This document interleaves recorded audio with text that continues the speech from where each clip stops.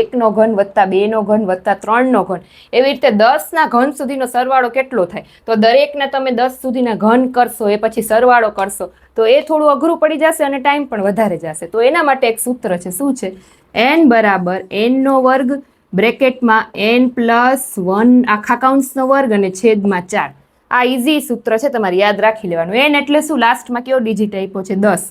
તો 10નો વર્ગ વળી પાછો n એટલે 10 વત્તા 1 અને આખા કૌંસનો વર્ગના છેદમાં 4. 10નો વર્ગ બરાબર. અહીંયા 10નો વર્ગ એમને એમ રાખીએ આપણે બ્રેકેટમાંથી, પહેલા 12 કાઢીએ. 10 વત્તા 1 કેટલા થાય? 11નો વર્ગ અને છેદમાં 4. 10નો વર્ગ કેટલો થાય? 100. આના માટે તમને વર્ગ આવડતા હોવા જોઈએ એટલે ફટાફટ થાય. 11નો વર્ગ કેટલો થાય? 121ના છેદમાં 4. હવે આ બધાનું સાદુરૂપ તમારે આપવાનું એટલે તમારો જવાબ કેટલો આવે, આનો આન્સર મને તમે કમેન્ટમાં કહેજો કે આનો આન્સર છે એ શું આવે. તો ફટાફટથી કમેન્ટ કરો કે આનો આન્સર શું આવે. બીજું તો કે સેમ એવી જ રીતે બીજો દાખલો છે. 1નો ઘન, 2નો ઘન, 3નો ઘન, એવી રીતે 8ના ઘન સુધીનો દાખલો. તો વળી પાછું એ સૂત્ર n વર્ગ n પ્લસ 1 આખા કૌંસનો વર્ગ ના છેદમાં 4. n એટલે શું છે? તો કે 8. લાસ્ટ ડિજિટ શું છે? 8.